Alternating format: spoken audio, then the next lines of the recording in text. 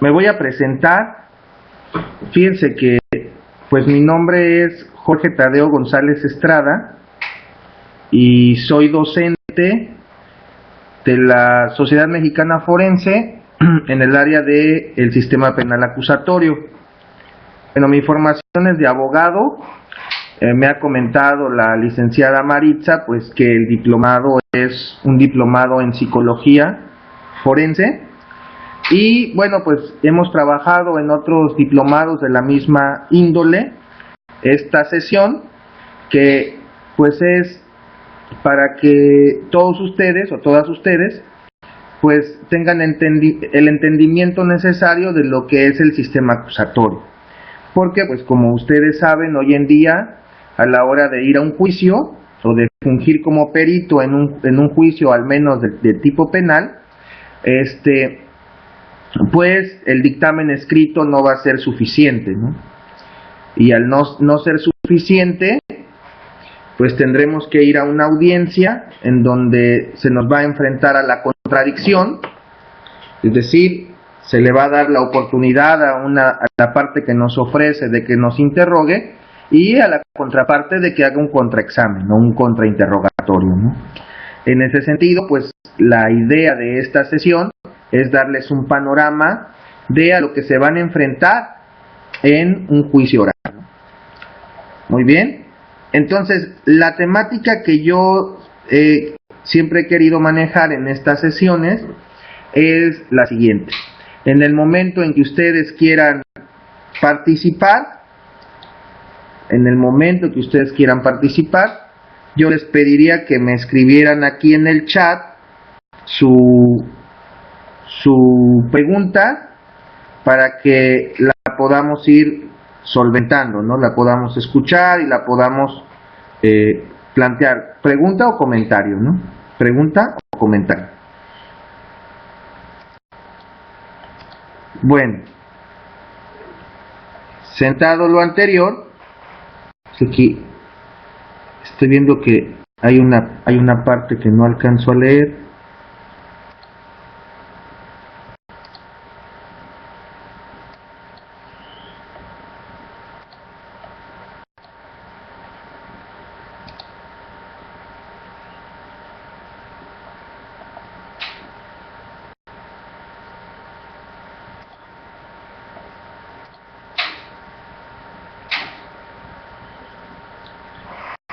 Híjole.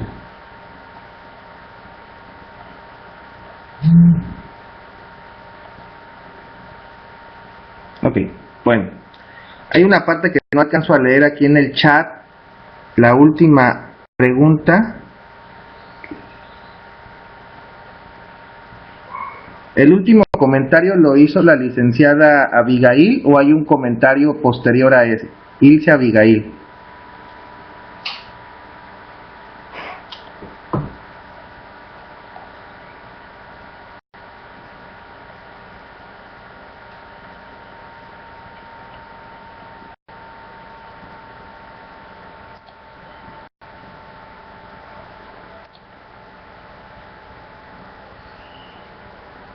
No, pues no alcanzo a leer, el último comentario no lo alcanzo a leer. Espero que no sea un problema. Fíjense que lastimosamente tuve un problema con mi equipo, entonces este es prestado y tiene aquí la barra de herramientas, la tiene acá abajo y me estorba para ver el chat. Buenos días a todos, ya los extrañaba, dice la licenciada Gabriela. Pero bueno, espero que no sea un problema para el chat, ¿no? Y los comentarios y las preguntas. Pero bueno, a ver, vamos a iniciar con la clase.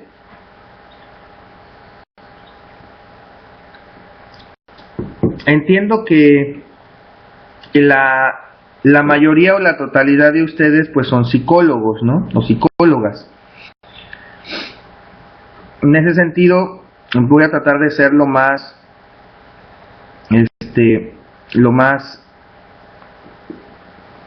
o lo menos técnico en el ámbito jurídico, y de cualquier manera, cualquier palabra que no entiendan, voy a tratar de explicarla si es que ustedes me lo piden, ¿no? Fíjense que el sistema penal acusatorio, aquí en esta tablita que tienen en la pantalla, pues está más o menos resumido cómo se divide el sistema penal acusatorio. Se divide en 3 momentos o en 3 fases. Y como ustedes han escuchado los juicios orales, que ahora se habla mucho de los juicios orales, pues quiero decirles que los juicios orales no son más que una parte del proceso penal acusatorio. Es decir, el perito no siempre va a ir a un juicio oral, y eso les debe quedar muy claro. Como ustedes ven en la parte de arriba de esta tablita, pues dice etapa de investigación, etapa intermedia y etapa de juicio, ¿no? Estas son las 3 etapas que hay en el proceso. Sí, bueno, en el procedimiento. 3 etapas que hay. ¿En qué etapas va a tener intervención un perito? Y en específico, ¿en qué etapas va a tener intervención un perito en psicología? Ustedes van a tener intervención en la primera etapa y en la última etapa. Es decir, ustedes van a tener intervención en la etapa de investigación y en la etapa de juicio oral, ¿sí? En esas 2 etapas el perito tiene injerencia en el procedimiento penal acusatorio. ¿Cómo inicia el procedimiento? Pues inicia con una denuncia, ¿sí? Para que se empiece a activar la maquinaria del Estado en materia de investigación, pues tiene que haber una denuncia o una querella, ¿no? Y la diferencia entre una denuncia y una querella es que la denuncia la puede presentar cualquier persona y la querella solamente la parte directamente ofendida. Y entonces, ¿cómo sé cuándo es denuncia y cuándo es querella? Depende del tipo de delito. Depende del tipo de delito. Por ejemplo, hoy en día, gracias a estándares internacionales, pues el delito de violencia familiar, quiero creer que ya en todos los estados se persigue de oficio, ¿no? Pero es un delito que tradicionalmente se persiguió en muchos estados por querella. Incluso aquí en Chiapas, yo estoy en Chiapas, incluso aquí en Chiapas, hasta hace aproximadamente un año, quizá un poco más, el delito de violencia familiar se perseguía por querella, ¿no? Hoy en día ya no es así, se persigue de oficio. ¿Esto qué quiere decir? Que cualquier persona puede denunciar la violencia familiar que está viendo en otra persona. No necesariamente tiene que ser la parte directamente agraviada. Y lo más importante, es un delito que no admite el perdón. Y esto significa mucho, porque ustedes saben que en los delitos de violencia familiar, pues derivado de la situación que vive la víctima, pues puede ser influenciable, puede ser coaccionada, y que vaya a otorgar el perdón y el asunto se termina, ¿no? Entonces, al menos el día de hoy, la violencia familiar ya en la mayor parte de las veces se persigue de oficio. ¿Sí? Entonces, esa es la etapa de investigación, inicia con la denuncia o la querella, ¿sí? Ahí empieza a activarse la maquinaria del Estado y el Ministerio Público empieza a investigar. Antes, el Ministerio Público tenía algo que se llamaba averiguación previa. Ustedes recordarán, ¿no? Si le da clic en maximizar la pantalla, creo que se vería toda. Ok.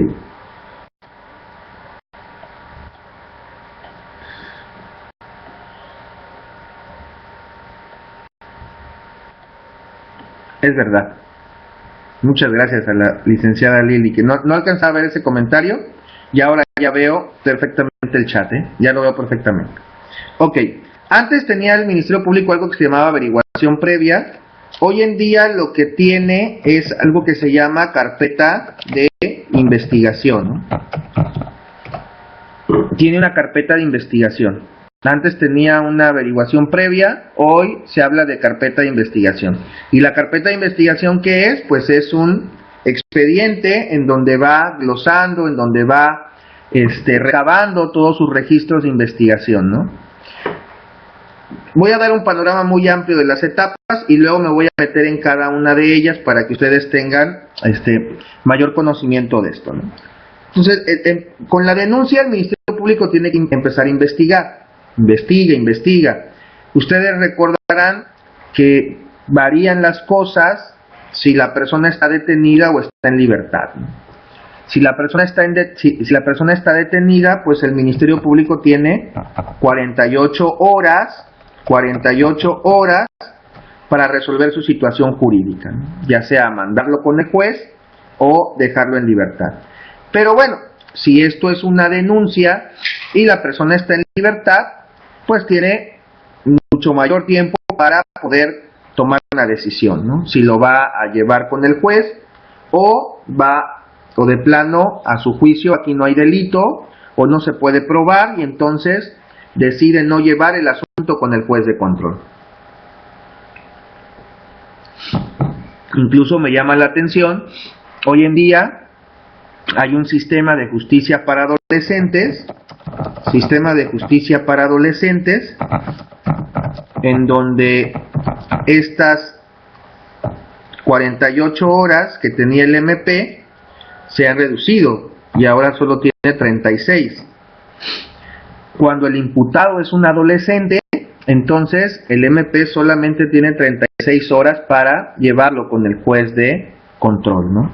Es un sistema diferente, con gente especializada, tribunales especializados, MPs especializados, abogados especializados, ¿no? Este sistema para adolescentes.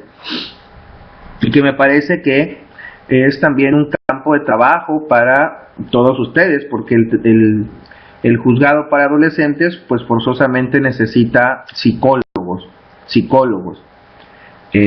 Y bueno, ahí hay que estar especializado. Por ejemplo, incluso yo, si quisiera hoy en día litigar un asunto para adolescentes, difícilmente se me permitiría, porque el criterio es que ahí tienes que estar especializado. Pero han entendido muchos jueces que lo especializado significa contar con una especialidad académica, cuando el sentido de esto no era específicamente el grado académico, sino que te dediques a la labor de litigio para adolescentes, ¿no? En fin, lo dejo ahí como un comentario. Pero bueno, el Ministerio Público tendrá que estar investigando y llegará un momento en que tiene que llevar el asunto con el juez. Ahí es donde el juez recibe la solicitud, cita una audiencia y en esa audiencia al imputado, al sujeto activo, al probable autor del delito, pues se le informa por el Ministerio Público cuáles son los hechos que le investigan y posteriormente se le da oportunidad de que declare. Más adelante se dicta algo que se llama auto de vinculación a proceso. Ustedes quizá recordarán aquel término que se llamaba auto de formal prisión, ¿no? Es que le dictaron auto de formal prisión, salía en las noticias, ¿no? Bueno, hoy en día ya no se llama auto de formal prisión. Lo que tenemos es un auto de vinculación a proceso. Y ese auto de vinculación a proceso, el cambio pues es evidente, prisión, proceso. La prisión preventiva o la prisión que se le dicta a un imputado no depende de este auto o de esta resolución, depende de otros factores.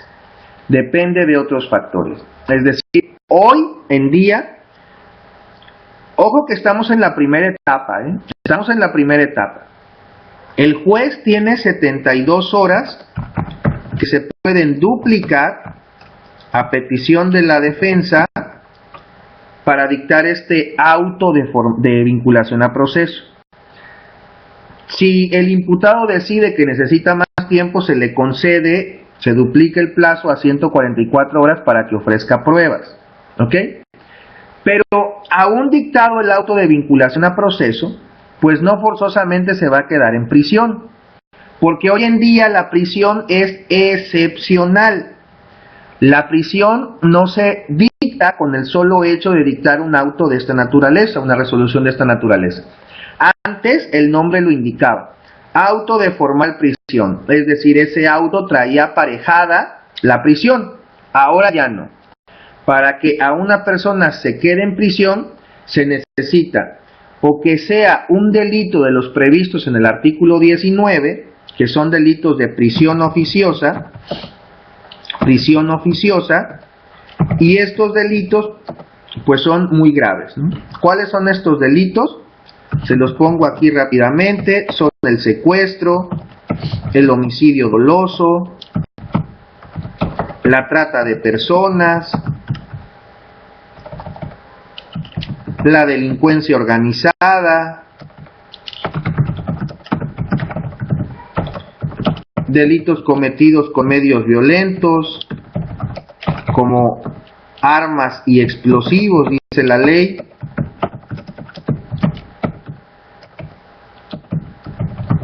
Delitos contra la seguridad nacional y delitos contra la salud, que son no todos. Cuando digo delitos contra la salud me estoy refiriendo principalmente a delitos que tienen que ver con droga, ¿sí? Si se trata de uno de estos delitos,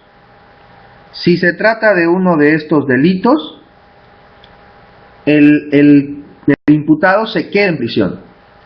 Pero si no se trata de uno de estos delitos, el imputado difícilmente se va a quedar en prisión. Se necesita que ninguna de las otras medidas cautelares que hay sean suficientes para evitar un riesgo de fuga, un riesgo de que atente contra la víctima o un riesgo de que obstaculice el proceso. Entonces no es sencillo, ¿no? Si es uno de estos delitos, sí. Pero, por ejemplo, en el caso del delito de violencia familiar, no es tan fácil que el imputado se quede en prisión preventiva durante el proceso. Prisión preventiva me refiero a la prisión que se da antes de que una persona sea condenada. Es decir, una persona puede enfrentar el proceso detenida o puede enfrentar el proceso en libertad. Cuando lo enfrenta detenida, se dice que está en prisión preventiva. Pero para que se dé este supuesto hoy en día en el sistema acusatorio no es fácil. Tiene que ser uno de los delitos que escribí ahí en la pantalla, o bien que ninguna otra medida cautelar en cualquier otro delito sea suficiente para evitar que el imputado se va a fugar, que el imputado va a atentar contra la víctima o que el imputado va a obstaculizar el procedimiento. Pongo el ejemplo de la violencia familiar porque creo que es al que ustedes se van a enfrentar muy comúnmente, ¿no? Entonces, si yo estoy en una audiencia y soy el fiscal y pido prisión preventiva por un delito de violencia familiar, seguramente la defensa me va a controvertir esta circunstancia. Y me dirá, a ver señor juez, usted tiene otras medidas cautelares en el Código Nacional de Procedimientos Penales. Usted puede sujetar a mi cliente, por ejemplo, a una orden de restricción, ¿sí? Es decir, que mi cliente no se acerque a la víctima, ¿no? Usted también puede dictar o decretar en esa audiencia, pues, la separación del domicilio conyugal, ¿sí? Usted puede prohibirle a mi cliente, ¿sí?, que vaya a su trabajo, al trabajo de la víctima. Puede prohibirle que vaya a determinados lugares. Entonces, señor juez, a mí me parece que con estas medidas cautelares es suficiente para evitar el riesgo que dice el agente del Ministerio Público, es decir, para evitar que se pueda dar un altercado o que pueda atentar contra la vida o la integridad de la víctima. Esas medidas cautelares son suficientes. No tiene por qué dejarlo en prisión preventiva. Y entonces, esto es uno de los grandes cambios del sistema acusatorio. Es uno de los grandes cambios. Porque si antes todo era prisión, hoy en día la prisión es difícil de lograr. Salvo en los delitos que puse arriba, o que el fiscal argumente que estas medidas cautelares son insuficientes para evitar el riesgo. Y es aquí uno de los grandes problemas que tiene el sistema acusatorio, porque la gente no lo entiende. La gente sigue queriendo cárcel. Para mucha gente la justicia engloba cárcel. Esa es la percepción que se ha creado muchas veces en la sociedad, ¿no? Justicia sinónimo de cárcel. Y la verdad es que este sistema no lo entiende así. No lo entiende así. Que si es bueno o es malo, bueno, eso ya es una percepción más, creo yo que había que buscarla más a fondo, pero el sistema está estructurado de esta manera, con otras finalidades, es decir, la presunción de inocencia debe regir, y una persona que está en prisión sin que se le haya dictado una condena, pues no se está presumiendo inocente muy bien, ¿no? Más bien parece que se le presume culpable y por eso ya está en prisión antes de que sea condenado. Entonces, por eso la prisión hoy en día es excepcional, ¿ok? Pero bueno, sigo avanzando. Entonces, se dicta esta vinculación a proceso y se abre un plazo para que se cierre investigación. Todavía después de esto, el MP investiga. Se cierra ese momento, que puede ser máximo 6 meses, y entonces se pasa a la etapa intermedia. En la etapa intermedia, el fiscal presenta una acusación formal, ya establece cuál es la pena que va a solicitar, cuál es el delito por el que acusa, bien claro, cuáles son las pruebas que ofrece para que se desahogue en juicio. La víctima y su asesor jurídico hacen lo propio, también presentan un escrito, y la defensa también presenta su escrito de contestación. Esta etapa es muy importante porque es la etapa de ofrecimiento de pruebas. Pruebas que se van a desahogar en la última etapa, que es la etapa de juicio oral. Ahí es donde ustedes van a llegar a la audiencia de juicio y van a defender su dictamen. Un dictamen que en qué momento exhibieron, si son peritos del fiscal, ese dictamen fue introducido al procedimiento en la etapa de investigación. Es decir, en la etapa de investigación, cuando yo dije, y entonces el MP empieza a investigar, bueno, ahí le gira un oficio a servicios periciales y le dice, oye, director de servicios periciales, necesito un perito que, por favor, practique un dictamen en materia de psicología a la víctima, porque, bueno, ella aduce ser víctima de violencia familiar, ¿no? Entonces, por favor, proporcióname un perito. Y el perito entonces examina a la víctima, realiza su dictamen, y ese dictamen se lo presenta al MP. Un dictamen escrito como siempre, ¿sí? Y ese dictamen corre agregado en lo que denominamos carpeta de investigación. Ahí se queda ese dictamen, pero bueno, esto puede servir para dictar un auto de vinculación a proceso. En la etapa intermedia se va a ofrecer como prueba el testimonio de ustedes o la declaración del perito. Y el perito desahogará ese dictamen de manera oral hasta la etapa de juicio oral. ¿Sí? Ok. Bueno, dice la admisibilidad de la prueba pericial. Dice, recuérdese que la prueba pericial se admite en la etapa intermedia y se desahoga en el juicio oral. Las 3 etapas del proceso penal se encuentran definidas en el artículo 211. El artículo 211 es el cuadro que puse allá atrás, ¿no? Ahí está ejemplificado este artículo 211, cuáles son las etapas y cuándo empieza y cuándo termina cada una de ellas. ¿Sí? Bueno, cambio de paradigma, dice acá. De un modelo inquisitivo a un modelo acusatorio. En el modelo inquisitivo, el perito era visto como un auxiliar de la administración de justicia o como peritos del tribunal. es decir, expertos que ponían sus conocimientos especializados al servicio de las necesidades de la convicción del tribunal, sin considerar para nada los intereses de las partes, o comportándose en forma completamente neutral o imparcial respecto a ellas. Además, la prueba pericial era concebida esencialmente como un informe o un dictamen. Esto en el modelo inquisitivo. En el modelo acusatorio, en cambio, los peritos son concebidos como peritos de confianza de las partes. Los peritos no están al servicio del tribunal, sino al servicio de la teoría del caso o versiones de quienes los presentan. Fíjense qué fuerte es esto, qué fuerte es, y no quiero que se malinterprete. ¿A qué voy? Tradicionalmente se ha querido ver al perito como una persona imparcial, neutral, pues falta de sentimentalismos y que está al servicio de la justicia o de la verdad, no al servicio de las partes.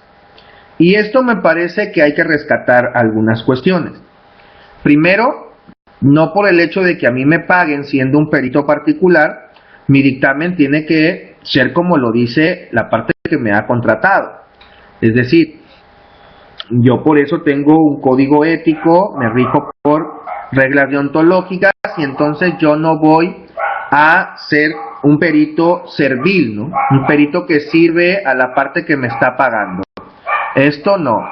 Yo soy un perito que en principio sirve a mi profesión, sirvo mi profesión y que entonces no tengo ningún compromiso de esta naturaleza con faltar a la verdad. Sin embargo, decir que el perito es completamente neutral sí me parece que es demasiado. Es decir, si yo ahorita, por ejemplo, ofreciera como perito al licenciado Diego,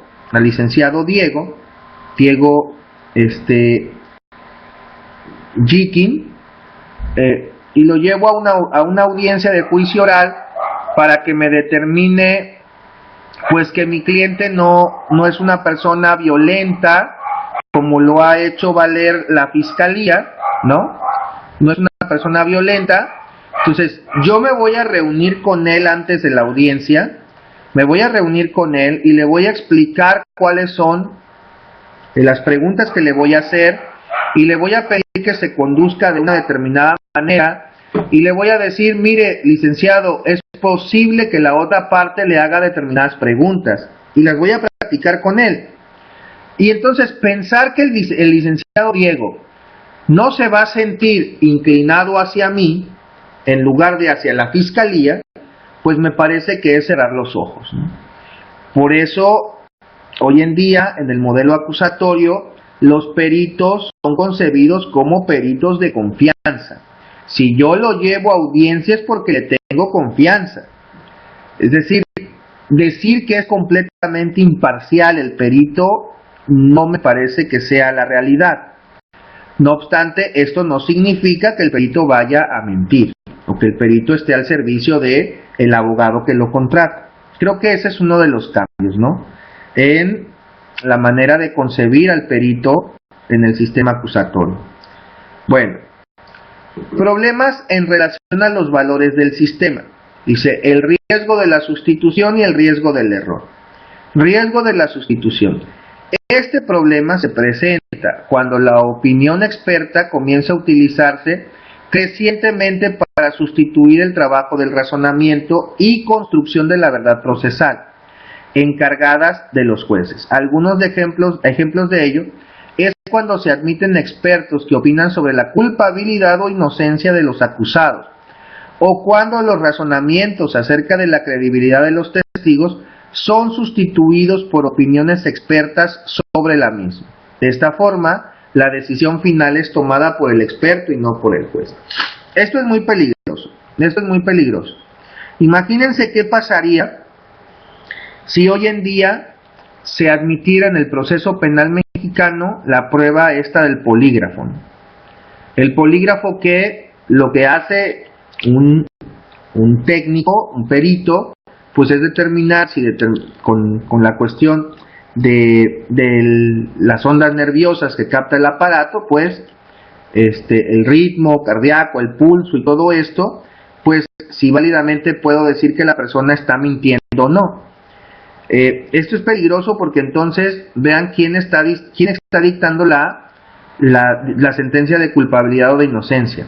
Ya no digamos el juez no lo hace, ni tampoco el perito, sino realmente sería una máquina la que estaría decidiendo si una persona es culpable o es inocente. Entonces esto es muy peligroso y esto ustedes no deben perderlo de vista, porque yo a un juicio no puedo ir a decir, es culpable, es inocente. Eso no me toca a mí como perito, le toca al juez decidirlo y lo va a decidir conforme a las pruebas. Una de las pruebas son ustedes, ¿ok? El riesgo del error. Dice, parte de la existencia de disciplinas científicas lejanas al conocimiento profano que derivan en un mayor impacto al juzgador de la opinión experta. En una encuesta practicada en 1987 en Estados Unidos, el 25% de personas que fungieron como jurados manifestaron que de haberse presentado cierta evidencia científica, habrían cambiado su veredicto de culpable a no culpable. Ok. La labor que tiene el perito o el impacto que tiene el perito es una responsabilidad. La decisión del juez muchas veces va a ser en un porcentaje mayor quizá que las otras pruebas, influenciado por ustedes. Y entonces aquí el riesgo del error creo que queda ejemplificado aquí. En este caso, es el caso de Sally Clark.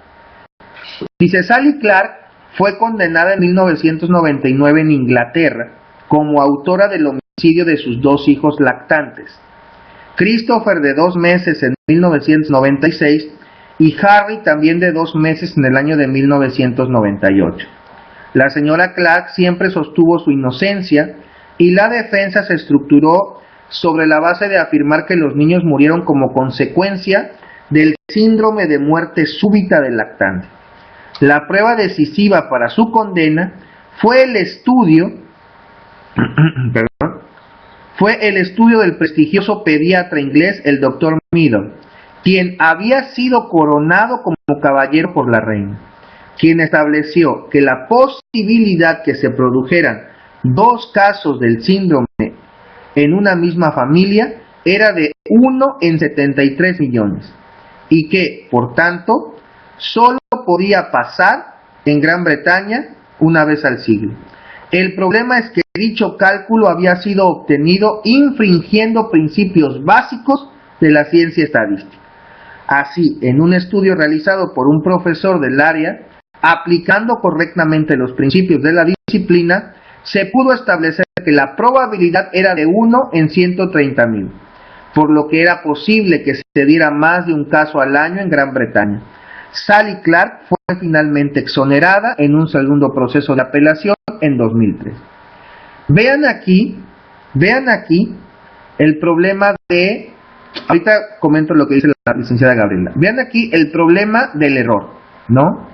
Un error que puede ser catastrófico, un mal cálculo por un médico que evidentemente no tiene pues los estudios o la capacidad en el ámbito de la estadística, a qué grado puede llegar, ¿no? En ese sentido, pues aquí sí, creo que rige aquel dicho popular de zapatero a tus zapatos, ¿no? Entonces, debemos de ser muy conscientes de que la responsabilidad que tenemos y que podemos enviar a la cárcel a una persona sin estar seguros de ello, ¿no? Es decir, la labor del perito es demasiado importante. El proceso de contratación para nosotros incluye la prueba del polígrafo. ¿Quiere decir que pueden haber errores en la permanencia del personal? A ver, quiero pensar que se está refiriendo a la cuestión de los controles de confianza, donde se utiliza esta prueba, licenciada Gabriela.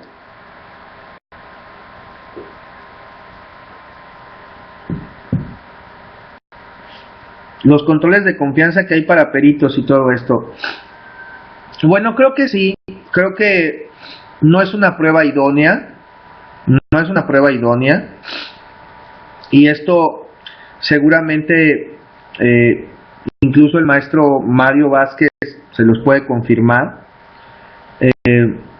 Híjole, esta cuestión de las pruebas de confianza, yo lo he visto con agentes del Ministerio Público, lo he visto con policías, con custodios de los reclusorios y con peritos, y me parece de lo más injusto, porque una de las cuestiones que se reformó en el artículo 123 de la Constitución, pues es que todo el personal de seguridad pública, incluyendo los peritos, policías, MPs, pues lo que dice es que en caso de que sean despedidos o que sean cesados, y aunque un tribunal les dé la razón a ustedes de que fueron despedidos injustamente, pues dice el 123 que el Estado no está obligado a reinstalarlos, ¿no?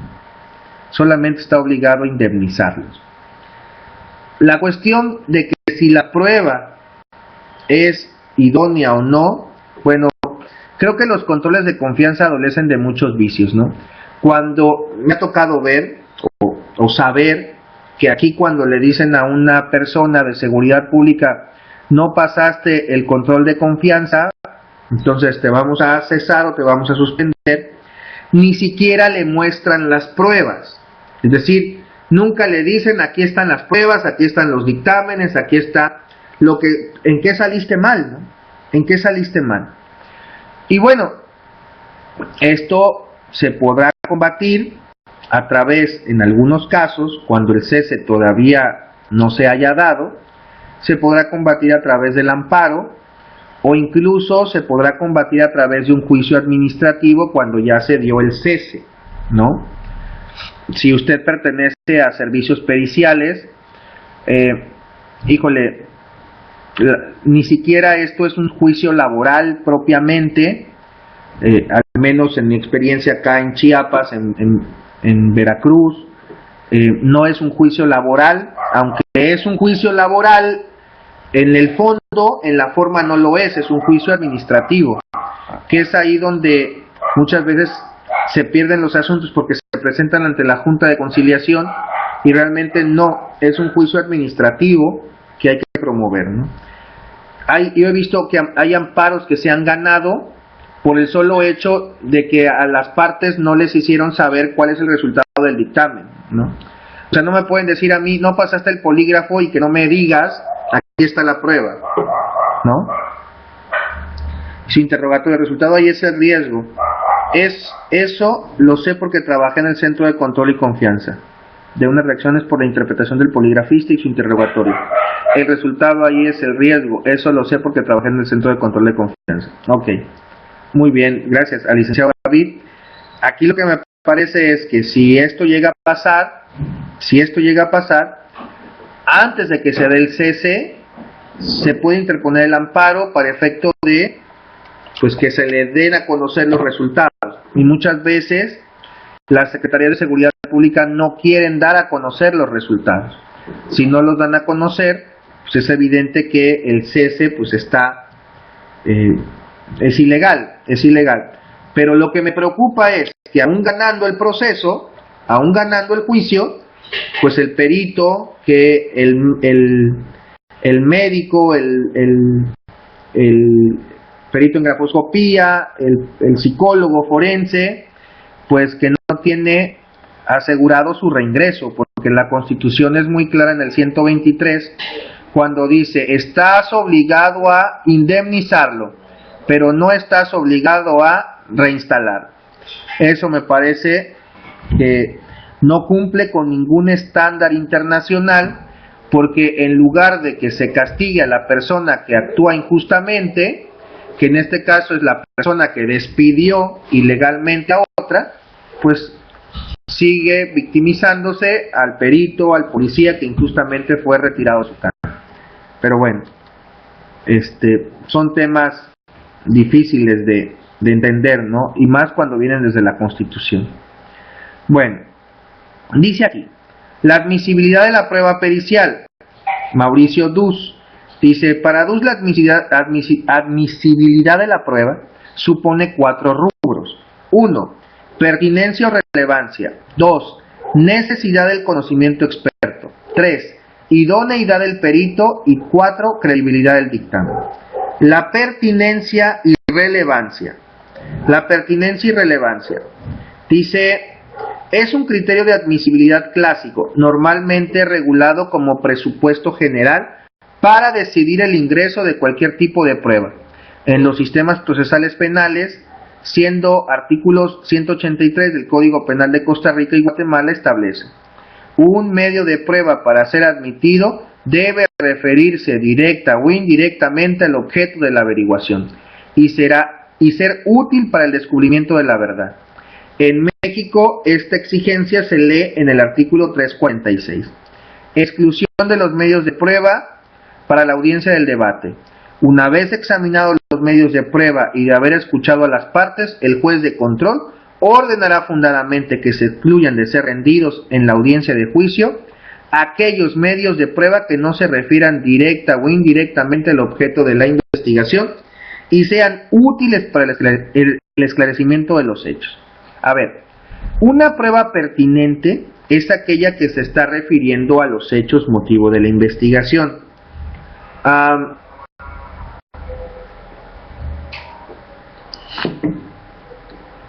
ver, ¿qué caso tendría que yo ofrezca una prueba pericial psicológica, por ejemplo, para determinar el estado o la salud, los ciertos rasgos psicológicos de mi cliente, si lo que estoy alegando es que él actuó en legítima defensa, ¿no? Pensemos que está acusado de homicidio. Y él lo que hizo pues fue simplemente defenderse. Y yo lo que quiero probar es ciertos rasgos psicológicos. Híjole, aquí me parece que la prueba podría ser tachada de impertinente, porque realmente todo se refiere en este asunto a si él en ese momento repele una agresión real, actual o inminente para defender su vida. ¿Qué caso tendría una prueba de esta naturaleza? Pues me parece que podría ser tildada de impertinente y en consecuencia debería de ser desechada. ¿Cuándo es pertinente una prueba? Dice, relevancia lógica de la prueba. Se entiende que es pertinente en la medida que exista vinculación entre dicha prueba y los hechos que se debaten. Y pertinencia o relevancia legal tiene un análisis de costo-beneficio en que el juez debe pesar los aspectos favorables de la introducción de dicha prueba y puede producir en juicio, en contra de los potenciales perjuicios que pudiera generar su incorporación al mismo. Este análisis de costo-beneficio tiene como objetivo determinar si el valor probatorio potencial de las evidencias es superado por los perjuicios que ésta crea o por los costos que produce. Pensemos que yo quiero ofrecer una prueba pericial a un menor de edad, ¿no? A un menor de edad. Ya no hablemos de las pruebas psicológicas. Incluso en el caso de las pruebas psicológicas a menores víctimas de delito, a ver, pensemos un caso de violación. Ustedes examinan a un menor de edad.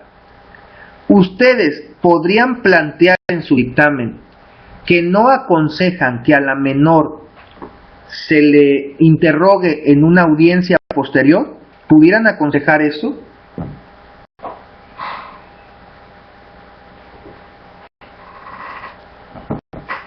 Un menor de edad de 10 años violado.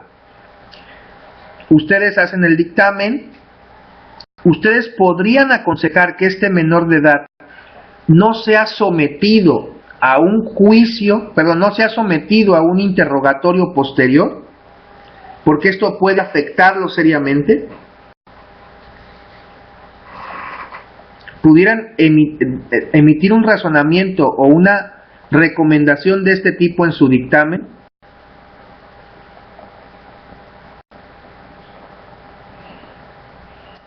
¿Qué opinan?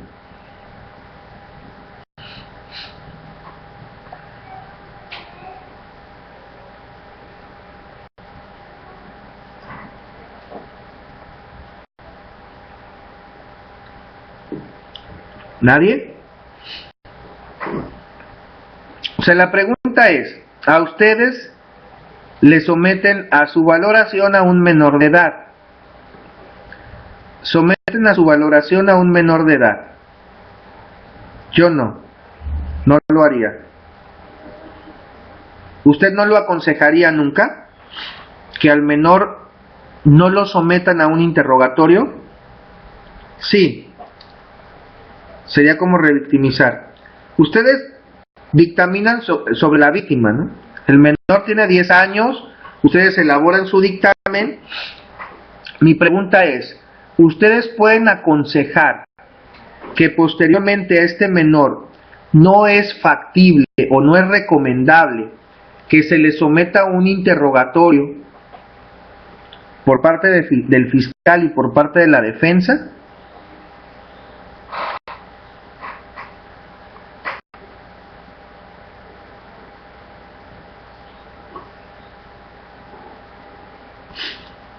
Sería como revictimizar, dice el licenciado David. Ok. Ok. ¿Por qué hago esta pregunta? Porque en el Código Nacional, si ya se hizo su declaración, yo pienso que ya no es necesario que lo vuelvan a interrogar. Entiendo esta parte, licenciada Ilse, pero recuerde que estamos en un sistema acusatorio. Y en un sistema acusatorio las reglas son diferentes, y por eso ahí va mi pregunta. Porque, a ver, sería revictimizar. Voy a tratar de llegar a esta parte. Ahorita me regreso.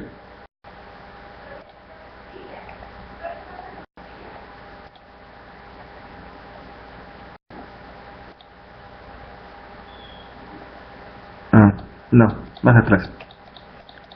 Voy a regresarme un poquito para tratar de solventar esta pregunta. A ver, ya hubo un proceso psicológico, ok. Si no es muy invasivo, ok. Fíjense lo que pasa acá en el sistema. Anteriormente, declaraba el menor de edad en la averiguación previa, y esa declaración ya era una prueba. Por sí sola era una prueba. Es decir, posteriormente el MP mandaba el expediente, la averiguación previa con el juez, y el juez revisaba lo que estaba ahí, y ahí veía la declaración y veía el dictamen, y bueno, para él eso era prueba.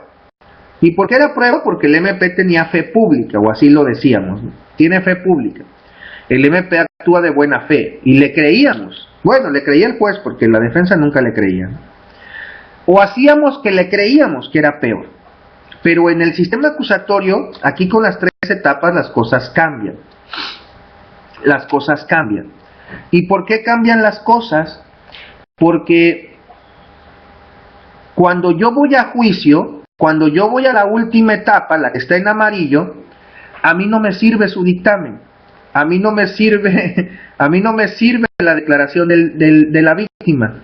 Yo lo que necesito es que la víctima vaya a juicio y de viva voz cuente la historia. Eso es lo que yo necesito como juez de juicio oral. Necesito que el perito vaya a la audiencia y me cuente de viva voz su dictamen. No puedo incorporar como prueba el papel. Es decir, yo no puedo aceptar como prueba la declaración de la víctima o el dictamen escrito. No puedo. Necesito a las personas en la audiencia refiriendo a la luz de un interrogatorio lo que pasó o lo que examinaron. El problema aquí es, en el caso de víctimas de violación, que las cosas son diferentes, y se ha discutido mucho este aspecto. A ver, Si a mí un psicólogo, un especialista me está diciendo el menor de edad no puede, o yo aconsejo que no se someta a un interrogatorio, porque esto lo puede revictimizar y le puede causar un daño psicológico, el Código Nacional establece algo que se llama peritajes irreproducibles. Y creo que aquí la forma en que se está abordando el tema no es la correcta. Me parece que este es un peritaje irreproducible y que en ese caso, cuando se haga la valoración psicológica, ahí debería de estar presente el juez y debería estar presente la defensa, cosa que no se está haciendo. Y entonces, claro, luego nos enfrentamos al problema. El perito dice que el menor no puede declarar en juicio. Y de este lado tienes al imputado y diciendo, pues sí, pero yo necesito interrogarlo. Mi defensor necesita interrogarlo porque va en juego mi libertad, ¿no? Y entonces ya te estás enfrentando ahí a dos bienes jurídicos. Dos bienes jurídicos. ¿Cuáles son los dos bienes jurídicos? Por una parte está la salud del menor y por otra parte está el derecho a la defensa del imputado. ¿Sí? ¿Se corta la voz? ¿Se corta la voz?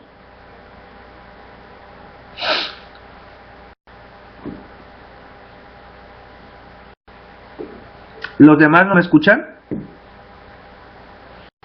¿No? Ok, decía yo que en estos casos,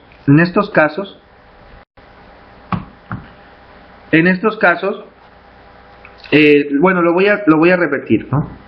En estos casos, lo que establece el Código Nacional de Procedimientos Penales, pues es algo que se llama peritajes irreproducibles. Peritajes irreproducibles. El Código Nacional lo que dice es, cuando exista alguna causa que impida que el peritaje se vuelva a repetir, el MP le tiene que dar aviso a la defensa para que designe un defensor. Para que su defensor designe un perito. Y que en caso de que no quiera designar el perito para que realice un dictamen, pues al menos comparezca a ver cómo se está desahogando la pericial. En México, este tipo de dictámenes psicológicos no se les está dando el trato de peritajes irreproducibles.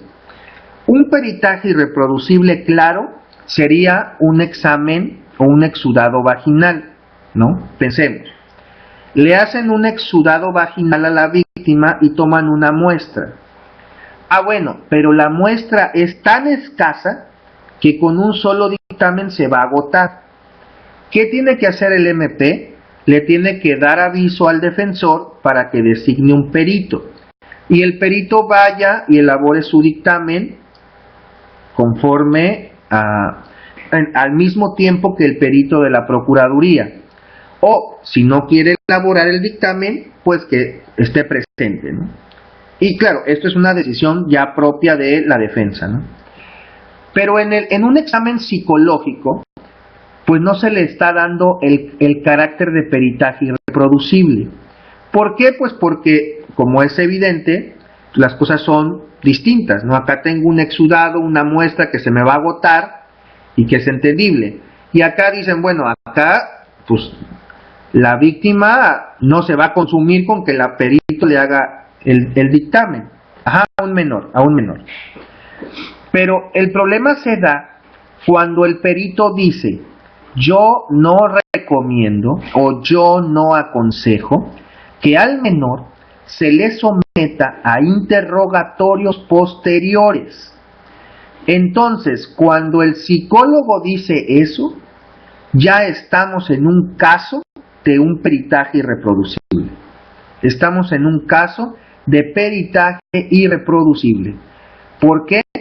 Porque el juez posteriormente, me parece que si tiene estas dos cuestiones, una, el interés superior del menor el derecho a su salud, a su integridad, y dos, el derecho de defensa, ¿sobre cuál se tiene que decantar? ¿Qué hago? ¿Lo pongo a que lo interroguen?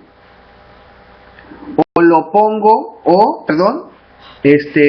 protejo la salud del niño? Yo como juez, según lo que me dice la jurisprudencia internacional y nacional, debo sobreponer ante todo, el interés superior del menor. El interés superior del menor. Y si hay un dictamen que me dice, ni aún poniéndole un psicólogo en la audiencia, no lo pongas a declarar, o sea, estoy hablando de un caso de un menor que esté sumamente afectado, en donde ni siquiera con especialistas en la audiencia, porque esto se puede hacer, que las preguntas a una víctima de violación, en este caso, en una audiencia, se evite la confrontación, es decir, no va a estar la defensa y el menor confrontados, menos con el imputado. El menor generalmente va a estar en una sala contigua donde van a estar los jueces y la defensa estará junto con el imputado haciendo las preguntas desde otro lugar para evitar la confrontación. Pero si aún con estas salvedades, me dice un psicólogo, no es recomendable que lo pongas a declarar, si aún con todo esto me lo dice el psicólogo, ya me estoy enfrentando a un problema. El problema de que ese peritaje ya se volvió irreproducible. Y entonces necesitábamos que mi psicólogo estuviera presente y que la defensa estuviera presente, cosa que no se dio. A lo que voy es, las problemáticas procesales que se pueden dar en un caso como este son muchas, porque entonces yo como defensa digo, juez, no me vas a admitir que pueda interrogar al niño víctima de violación, no importa, entonces anula el peritaje que se dio en la etapa de investigación. ¿Por qué? Porque era un peritaje reproducible y a mí nunca me dieron vista. A mí nunca me dijeron designa un perito, o nunca me dijeron está presente para ver el desahogo de la pericial. ¿Me voy explicando? Es una problemática que se puede dar en el caso de una víctima de violación, porque no lo estamos haciendo bien. Porque a mi juicio, en el caso de una pericial en psicología de un menor víctima de violación, híjole, lo que tendría que hacerse es tratar de que en esa misma diligencia, estén presentes juez, defensa, MPs, peritos de ambas partes, se practique las periciales y se puede interrogar a través del perito o de los peritos al menor. Suena quizá pues muy aventurado o muy optimista, pero lo que se podría hacer incluso, y que lo aconseja un autor, que me parece que es lo más adecuado, lo aconseja Hesber Benavente, es poner al menor en la cámara de Gesell con las partes afuera, para que el menor pueda ser examinado por los peritos en psicología y que en ese momento la defensa, el juez, esté presenciando todo eso, y que entonces ya posteriormente no se sujete al menor a un interrogatorio que puede causarle daño psicológico. No sé si más o menos me expliqué. Digo, estas ya son cuestiones procesales que se pueden dar, cuestiones de nulidades que va a alegar la defensa, pero bueno, creo que aquí no es fácil un tema de una pericial psicológica de un menor por todas las implicaciones que trae. ¿Cómo procede ante un caso de violación a un varón? ¿Cómo procede? ¿En qué casos? Sí, solo así sería una opción. Ok. Ante un caso de violación a un varón, ¿mayor de edad o menor de edad?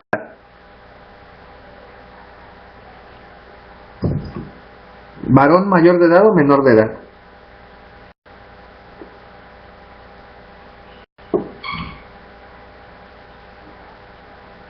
licenciada Gabriela.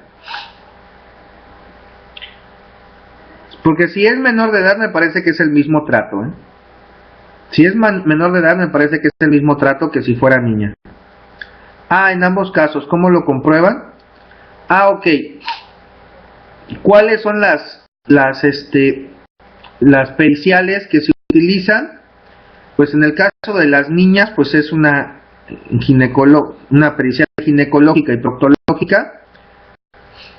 ¿Cuál es el nombre del autor que usar la cámara de Hessel? Es Hesbert Benavente. Hesbert Benavente Chorres. ¿Sí? Es un autor peruano que ya radica en México. ¿Sí? Buenísimo. Buenísimo. Si tienen oportunidad de ir a alguna de sus pláticas, se los aconsejo. Aquí vive ya en México, y él aconseja esto. Y así evitaríamos el problema de la revictimización, ¿no? Ahora, ¿cómo se comprueba la violación? Pues en el caso de las niñas con en ginecología y proctología. Y en el caso del varón, pues es el dictamen proctológico, ¿no? En el caso de las pruebas físicas, más las pruebas psicológicas, ¿verdad? Las pruebas psicológicas. En el caso del varón, pues tiene mucha importancia este dictamen proctológico. Y bueno, como quizá algunos ya lo saben, pues cómo determinar esta circunstancia. Pues en el caso del ano, recuerden ustedes que las personas que han sufrido una penetración vía anal, bueno, pues para empezar, si el evento delictivo fue reciente, pues el desgarre va a ser todavía más grave que en el área vaginal, ¿no? Porque no es un conducto que tenga lubricación, ni siquiera, ¿no? Entonces el desgarre va a ser evidente. Pero cuando ya es una víctima de violación que tiene mucho tiempo, es decir, la violación no fue reciente, pues, ¿cómo se puede determinar? A través del borramiento de los pliegues radiales, ¿no? Los pliegues del ano, pues se van borrando, y así es como se puede determinar que una persona fue violada. Claro, más el dictamen psicológico, que sí ya es labor de ustedes propiamente, ¿no? En el caso de las niñas, pues el dictamen ginecológico, y ahí lo que se puede establecer pues es si el himen está desgarrado, el tipo de lesiones, ¿no? Recuerden que un desgarro tarda en sanar, no es que se reestructure el himen, pero tarda en sanar, según Luis Alberto Vico, lo más que puede tardar un desgarre en sanar son 10 días. A partir de los 10 días, ese desgarre deja de ser un desgarre reciente y se convierte en un desgarre antiguo, ¿no?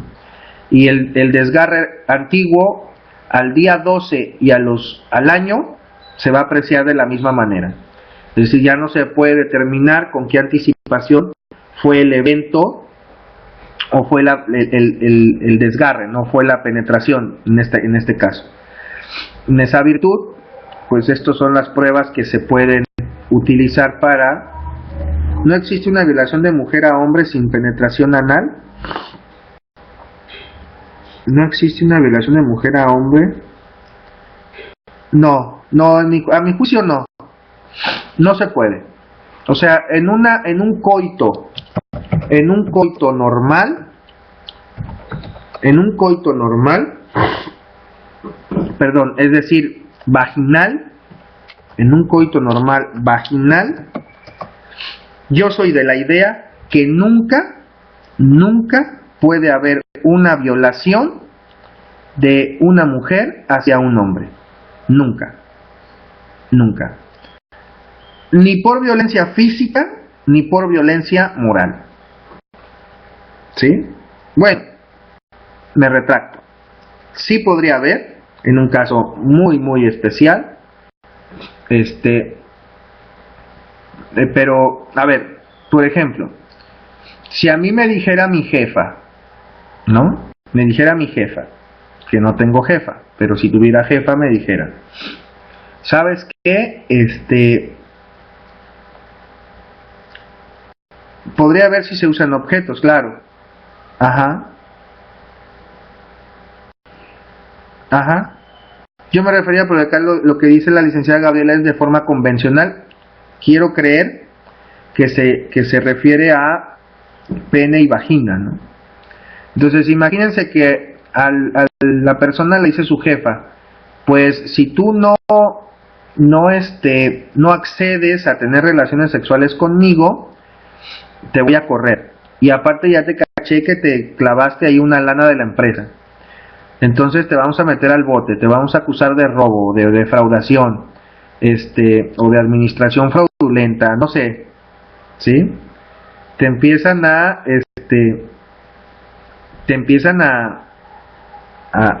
amenazar. Y entonces aquel pobre hombre accede, ¿no? Por no perder su trabajo, pues dice, pues ya ni modo, le voy a cumplir a la jefa, ¿no? Yo no quería, pero pues es que me está amenazando. ¿Saben cuál es el problema aquí? ¿Por qué insisto en que esto no se puede dar? Porque el coito necesita forzosamente erección. Y erección, creo, en mi punto personal de vista, que es sinónimo de deseo. Y al hablar de deseo, se cae a los tumbos la teoría de la amenaza, de la coacción. Se cae la teoría de que me forzaron. Ese es mi punto de vista, ¿no? Es mi punto de vista. Por eso yo considero que no se podría dar violación en un coito normal de la mujer hacia el hombre, hablar de que lo forzó, porque aun cuando puede haber amenazas y puede haber todo esto, en el momento en que el hombre tiene una erección, creo que eso es sinónimo de deseo. Digo, ya ustedes podrán decirme, bueno, pues es que si se tomó la pastillita aquella, pues ahí sí, aquello se levanta porque se levanta, ¿no? Pero bueno, eso ya son otras cuestiones. Si no se tomó la pastillita ni nada, yo soy de la idea que esto no puede ser violación. ¿Sí? ¿Me explico? Pero bueno, ese es mi punto de vista, ¿no? Ustedes, especialistas en temas psicológicos, podrán tener una diferente, ¿sí? La teoría, al menos la doctrina jurídica, en este tema se ha inclinado por decir que no puede haber violación de la mujer hacia el hombre en un coito normal. Pero bueno, esa ya es la doctrina jurídica. ¿No se han hecho propuestas para que sea distinto? No, es que el tipo penal, o sea, el delito está genérico. Esto ya tiene que ver más con el razonamiento. Si ustedes en una pericial me dicen, sí se puede por esto, quizá las cosas puedan cambiar, ¿no? Sustentándolo bien, ¿verdad? Porque hoy en día la doctrina jurídica, que aclaro, evidentemente no somos especialistas en temas psicológicos, pues se inclina por este razonamiento, ¿no? ¿Sí? Ahora, claro, si es una penetración vía anal, pues evidentemente, como lo dijeron acá, si le introducen objetos o todas estas cuestiones, pues sí podría darse la violación, ¿no? Pero creo que la pregunta era más la penetración convencional, ¿no? ¿Ok? Pero bueno, son posturas que sustentándolo bien, sí pudiera hacerse. O sea, una mujer puede ser procesada si un perito determina que sí fue violación. No, a ver, no, yo no quiero que se piense que yo comenté así, o sea, no creo que esas sean las palabras que quise dar a entender, ¿no? O sea, lo que yo quiero decir es, la postura jurídica es que no puede existir. Para que se procese a una mujer por violación en este tipo de casos, híjole, me parece que tendría que haber un sustento ya más científico, o por ejemplo creo que una prueba psicológica, un dictamen psicológico pudiera ser muy valioso, pero yo no aseguraría que aún con el dictamen se le pueda procesar. Me parece que podría intentarse, ¿no? Porque hoy en día la postura está más arraigada que esto no se puede. No es fácil someter físicamente a un hombre por una mujer, claro, o sea, físicamente me parece que es muy, muy difícil. Tendría que ser por la cuestión psicológica, ¿no? ¿Sí? Ajá, tendría que ser violencia moral, ¿no? Recuerden que la violación es el que imponga la cópula a una persona de cualquier sexo, valiéndose de la violencia física o moral. Violencia física me parece muy complicado. Violencia moral, ahí es donde puede caber esto, ¿no? Obviamente, esto cabe en hostigamiento sexual o acoso sexual o como lo tengan en sus estados, ¿no? ¿Por qué? Porque la jefa se está valiendo de su posición jerárquica para hacer insinuaciones al trabajador, ¿verdad? Pero ya hablar de violación cuando se dio por la vía normal, híjole, yo la verdad me inclino porque no. Podría intentarse hacer un cambio con un sustento. Bueno, sí podría, porque la erección supone, o sea, no sé, ya una cuestión, no sé si médica, parte psicológica, que le pueda demostrar al juez que una persona amenazada, aún en contra de su voluntad, puede tener una erección. Si esto tiene un sustento científico, me parece que se puede dar. O sea, alguien que sufre de coacción y que está amenazado en ese momento puede tener una erección.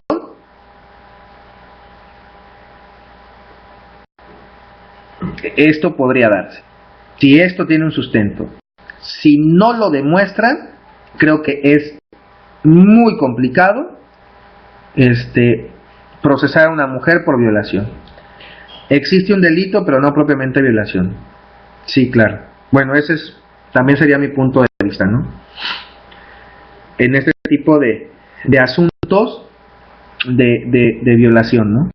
¿Ok? Bueno, voy a regresarme a donde andaba, si me lo permiten, ¿no? Bueno, dice acá, ok, le queda de tarea. Sí, digo, básicamente lo comento porque yo no podría darle una respuesta, ¿no? O sea, yo tengo mi razonamiento ya muy estructurado, ¿por qué no? Y entonces creo que para que se pueda convencer al juez, esto es lo que se necesitaría, ¿no? Una postura científica o pericial que me diga si se puede tener una erección aún en un estado de miedo, de zozobra, en un estado de coacción. Bueno, entonces si no se soporta esto bien, va a ser muy complicado con una buena defensa que tenga el imputado. ¿Ok? Bueno, dice acá, necesidad del conocimiento experto. Son reglas para la admisibilidad de la prueba, ¿no? La necesidad del conocimiento experto se refiere a que la contribución central del perito en el juicio será ayudar al tribunal a decidir algo que está fuera del ámbito de su experiencia, sus conocimientos y capacidad de comprensión. Desde este punto de vista, la presentación de un perito a juicio solo se justifica si el tribunal por sí solo no estará en condiciones de apreciar un hecho o circunstancia del caso. Es decir, no basta con que sea útil, sino que debe ser necesario, lo que supone un estándar más alto. O como lo precisa la jurisprudencia en Canadá, un lego podría llegar a una conclusión errónea sin la ayuda de un experto o cuando el acceso a información importante podría perderse a menos que no se pudiera contar con información prestada por las enseñanzas de un experto. La necesidad del conocimiento experto es una regla para la admisión de la prueba. ¿Sí? En California, una sala de apelaciones ha establecido que es innecesaria la opinión de un experto para demostrar que una serie fotográfica fue presentada de manera sugestiva para reconocimiento, debido a que según la Corte el jurado por sí mismo podría darse cuenta, ¿no? Es decir, a ver, necesitaré de un experto para que me diga, es que los pusieron en fila de personas para reconocimiento. Pues sí, pero el reconocimiento fue inductivo. ¿Por qué? Porque no iban vestidos con la misma ropa. Y aparte el imputado que está acusado, se me viene a la mente una película, no recuerdo el nombre, donde Kevin Bacon va con su hijo, vienen de un partido de hockey, llegan a una gasolinera, se bajan unas personas de 2 vehículos que van a asaltar y ya recuerdo, iban en la carretera, los 2 carros vienen con la luz apagada. No sé si recuerdan hace años que estuvo diciéndose esto, que cuando fueras en carretera y vieras un carro con luces apagadas, si tú le echabas las luces, era como que esta banda de personas del crimen organizado, era la iniciación de algún miembro. Entonces, cuando le echabas las luces, esta era la señal. Al primero que le echaban las luces, se iban a regresar y la encomienda o la ceremonia de iniciación de la persona para pertenecer a la banda era que matara al conductor que le echó las luces o a las personas que venían ahí. Entonces esta película aborda esta temática, le echan las luces, se paran en una gasolinera, se bajan estas personas y le dicen, bueno, lo tienes que matar.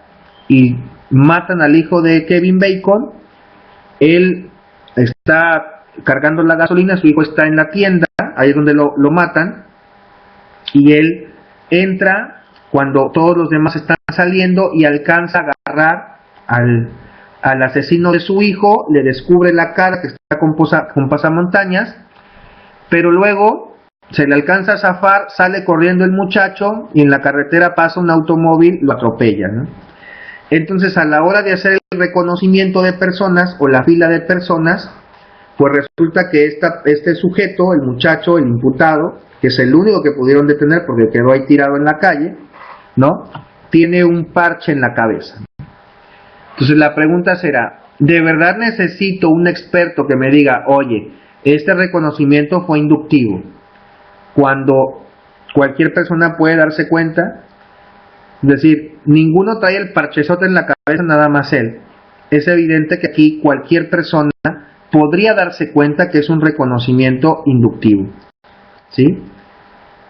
Bueno, peritajes de credibilidad. Dice, su objetivo es evaluar los niveles de credibilidad de un testimonio.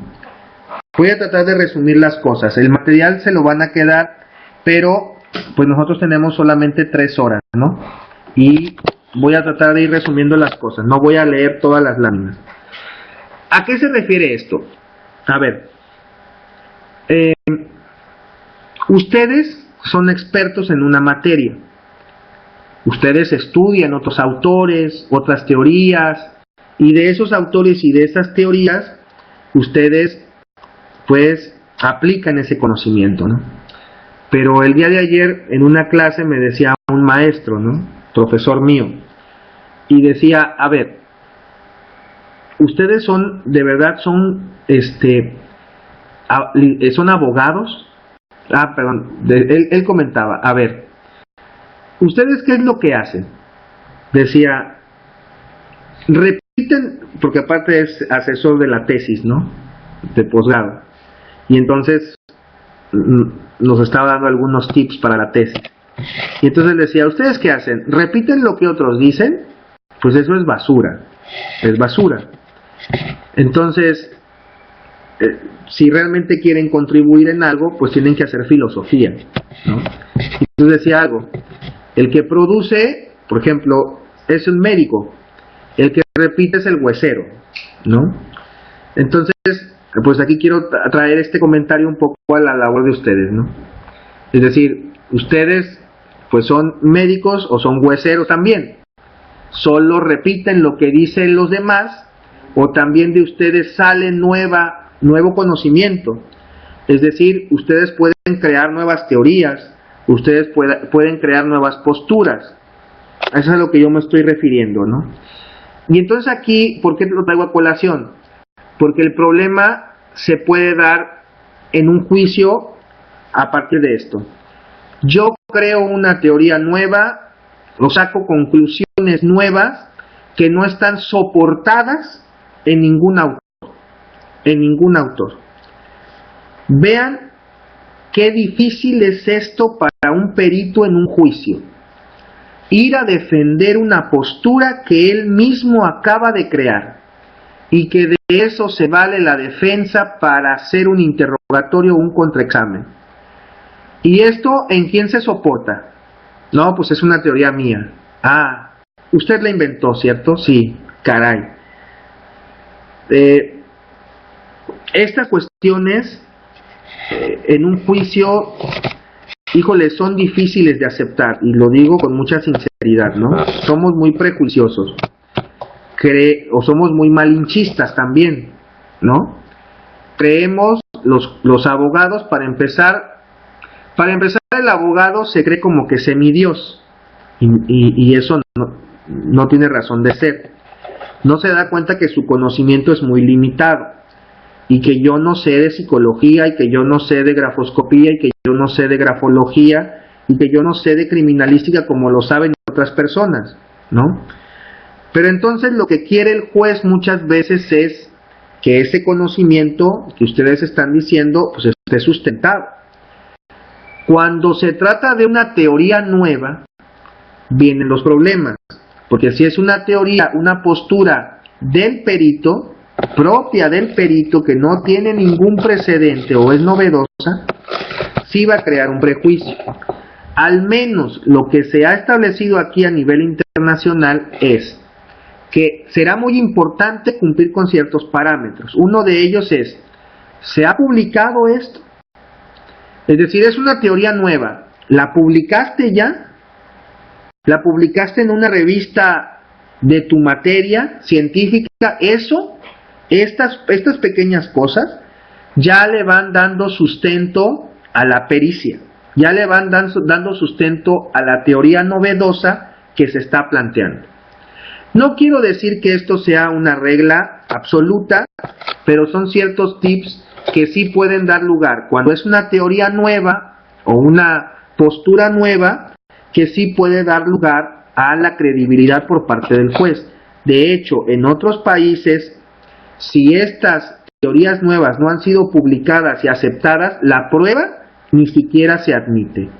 En otros países, en México no tengo ningún precedente sobre esto, ¿no? Pero bueno, creo que sí hay que buscar publicar, ¿no? Si ustedes construyen nuevas teorías, sí será importante que traten de publicarlas, porque eso le va a dar mucha credibilidad a lo que ustedes digan, ¿no? O sea, no es nada más de que lo creé estando en mi oficina, ahí me iluminé y voilà, aquí están los resultados que estoy presentando por primera vez en público aquí ante usted. Pues no, un sustento previo, ¿ok? Idoneidad del perito se refiere a la necesidad de acreditar que el testigo es un experto, ¿no? Que el testigo es un experto. Estas son disposiciones del Código Nacional de Procedimientos Penales. Recuerden que con la entrada en vigor del sistema acusatorio, pues se dio un tiempo de hasta 8 años para que los estados cumplieran con la implementación del sistema. Hoy en día ya está funcionando en todo el país, pero antes cada estado tenía su código procesal penal. Ahora ya todos nos regimos por un Código Nacional de Procedimientos Penales. Ahí en la lámina que dice CNPP me estoy refiriendo al Código Nacional de Procedimientos Penales, que eso aplica para todo el país, ¿ok? Y entonces dice el 368, prueba pericial. Podrá ofrecerse la prueba pericial cuando para el examen de personas, hechos, objetos o circunstancias relevantes para el proceso, fuere necesario o conveniente poseer conocimientos especiales en alguna ciencia, arte, técnica u oficio. Se necesitan entonces conocimientos especiales. El 369 me va a exigir que ustedes tengan título oficial. Los peritos deberán poseer título oficial en la materia relativa al punto sobre el cual dictaminarán y no tener impedimentos para el ejercicio profesional, siempre que la ciencia, el arte, la técnica o el oficio sobre la que verse la pericia en cuestión esté reglamentada. En caso contrario, deberá designarse una persona de idoneidad manifiesta y que preferentemente pertenezca a un gremio o agrupación relativa a la actividad sobre la que versa la pericia. No se exigirán estos requisitos para quien declare como testigo sobre hechos o circunstancias que conoció espontáneamente, aunque para informar sobre ellos utilice las aptitudes especiales que posee en una ciencia, arte, técnica u oficio. Esta última parte es el llamado testigo experto. Es decir, a ver, ustedes como cualquier persona tienen vecinos, ¿no? Tienen vecinos. Entonces imagínense que su vecina pues es víctima de violencia doméstica por parte de su esposo. ¿Y con quién corre a contar las cosas? Pues con usted, su vecina, o con usted, su vecino, ¿no? Entonces, ustedes tienen conocimiento de los hechos, ustedes pueden ser testigos, ustedes escuchan los trancazos cómo vuelan las cosas, cómo se rompen los objetos, cómo grita la muchacha allá en la casa de al lado, ¿no? Ustedes tienen contacto con ella, entonces ustedes son testigos expertos, no son peritos ahí, son testigos. Sin embargo, tienen una calidad especial, son expertos en temas de violencia doméstica. Entonces, cuando yo los ponga a declarar, si soy el fiscal, pues creo que es el testigo que más, como dices, te sacaste la lotería, ¿no? Porque tienes perito y testigo a la vez. Híjole, padrísimo, ¿no? Ese es el testigo experto. Cuando una persona que tiene conocimientos especiales sobre algo, se coloca en una posición de conocer los hechos, sin ser perito. Nadie lo ofreció como perito, está ofrecido como testigo. No obstante, los conocimientos que tienen lo llevan a poseer las dos calidades en uno, ¿no? Bueno, me voy a pasar ya a la cuestión de los peritos en el juicio oral. Pero antes de eso, quiero retomar un poquito sobre el dictamen pericial, porque ya aquí me voy a meter al juicio. A ver, ustedes, quiero creer, porque así me ha pasado en estos cursos, que la mayoría son peritos particulares, o estamos muy divididos, es decir, hay peritos de la Procuraduría, o la mayoría son particulares, o sea, trabajarían por su cuenta. O sí hay muchos que son peritos que trabajan en la Procu.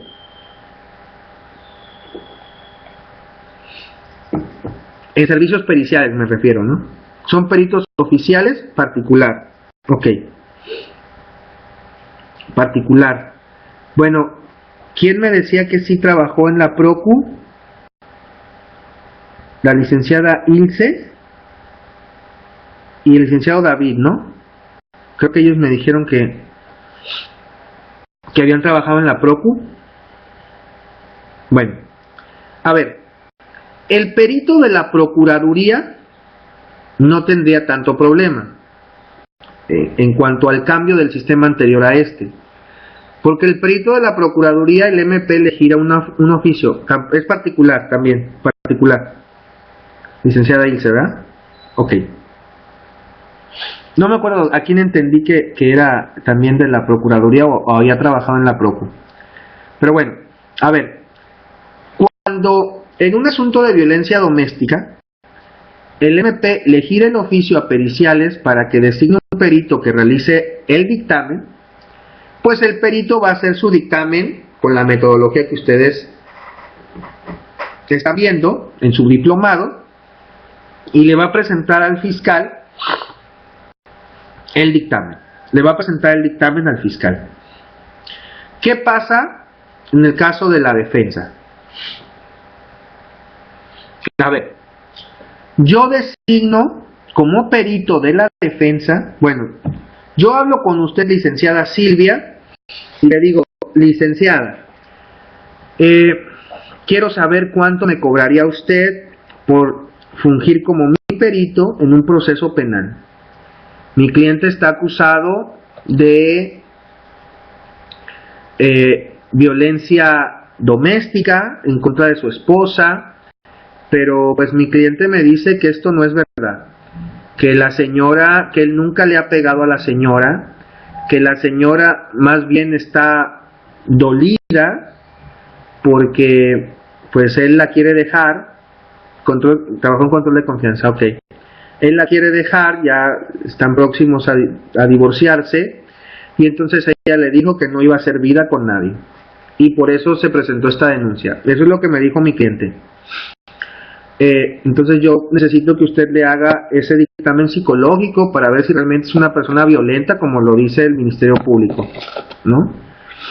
Bueno, quedamos en el precio, usted me dice la cantidad, le digo perfecto. Entonces yo voy a presentar una promoción, miento, porque es al imputado a quien quiero que usted en este primer momento examine. Entonces yo le voy a decir dónde quiere usted platicar con el imputado, con mi cliente. Usted me dice pues que venga a mi consultorio, a mi despacho. Yo le digo perfecto, va mi cliente a su oficina, usted las sesiones se considere oportunas y me va a decir, bueno, ya tengo el dictamen. Pregunta, para que usted pueda rendirme ese dictamen, ¿tuvo que haber aceptado cargo ante el Ministerio Público? ¿Tuve que haberle dicho al fiscal, designo como mi perito en materia de psicología forense a la licenciada Silvia Ríos, señálame fecha y hora para que venga y acepte el cargo? En el sistema acusatorio, en el sistema pasado, ustedes recuerden que había que aceptar cargo, rendir dictamen, y muchas veces había que ratificar el dictamen, todo en la averiguación previa o ante el juez, dependiendo del momento en que se ofreciera la pericial. En el sistema acusatorio esto ya cambió por completo. Cuando yo necesite de sus servicios, sí, previamente tuve que haber rendido, pero este cargo. No. La verdad es que no. ¿Qué va a hacer usted? Fíjese, el MP ni siquiera sabe que usted está inmiscuida en este asunto. Para nada. Usted y yo platicamos, le digo, necesito que me haga un dictamen, usted me dice que sí, le mando al imputado, elabora su dictamen, y ese dictamen no lo tiene ni siquiera que entregar al MP. Ese dictamen me lo entrega a mí personalmente, ¿sí? Y entonces cuando yo tengo ese dictamen y ese dictamen dice que mi cliente es más violento que Hulk, ¿no? Entonces yo digo, caray, licenciada, aquí está su dinero, muchas gracias, no se preocupe, usted no va a ir a ningún juicio a declarar, porque ese dictamen lo voy a meter en mi cajón del escritorio y esa prueba nunca existió. ¿A qué voy con esto? En el sistema acusatorio, el MP investiga, solo que él se está regido por un principio, que se llama principio de objetividad.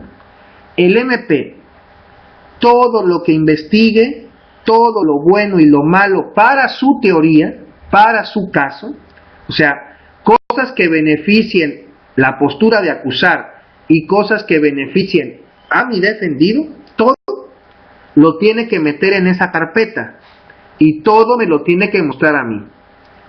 Pero yo, defensor, No me rijo por ese principio de objetividad. Yo puedo hacer una investigación paralela. Y entonces, cuando usted me trae ese dictamen y el dictamen me es desfavorable, yo soy el que decido si esa información la exhibo en la carpeta o no la exhibo. Y como aquí me perjudica, usted hizo su trabajo y lo hizo bien. Y el trato fue, me va a cobrar 10,000 pesos por su dictamen, aquí está su dinero, ¿verdad? Pero entonces, que yo vaya a incriminar a mi cliente, pues no. Entonces ese dictamen me lo guardo. Y el MP nunca supo que usted hizo un dictamen, nunca supo que el dictamen fue desfavorable. Él tiene la carga de la prueba y con sus pruebas tiene que demostrar que mi cliente es violento. Qué fuerte, porque es un cambio. Usted no tiene que ir a aceptar el cargo, usted no tiene que ir a ratificar el dictamen, usted no tiene que presentar el dictamen, usted ni siquiera tiene que dirigirle el dictamen al fiscal. Me lo puede dirigir a mí. Porque al final de cuentas, lo que va a pasar en juicio es que quien va a declarar es usted, no el dictamen. El dictamen es un documento que me puede servir para la etapa de investigación, pero no es prueba para el juicio oral. No es prueba para el juicio oral. Pongo otro caso. Pongo otro caso. Ya no tratándose de psicólogos, a ver si queda un poco más claro. Teníamos un asunto de una aportación de arma de fuego. Entonces, mi cliente me dice, pues, que todo fue armado, ¿no? Y me dice, yo no traía ningún arma. Todo esto fue armado por la PGR. Perfecto. Entonces necesitamos en principio un perito en dactiloscopio para ver si tiene huellas, tiene tus huellas esa arma. ¿La tocaste? Nunca la toqué porque yo no la traía. Bueno. Entonces, ahí sí le tengo que avisar al MP. Le tengo que avisar al MP. MP, tengo un perito que va a ir a tu bodega de evidencias a examinar el arma, porque va a buscar huellas. Y le voy a exhibir los documentos de mi perito, que es un experto, porque tampoco él le puede dar acceso a cualquier persona, ¿no? Perfecto.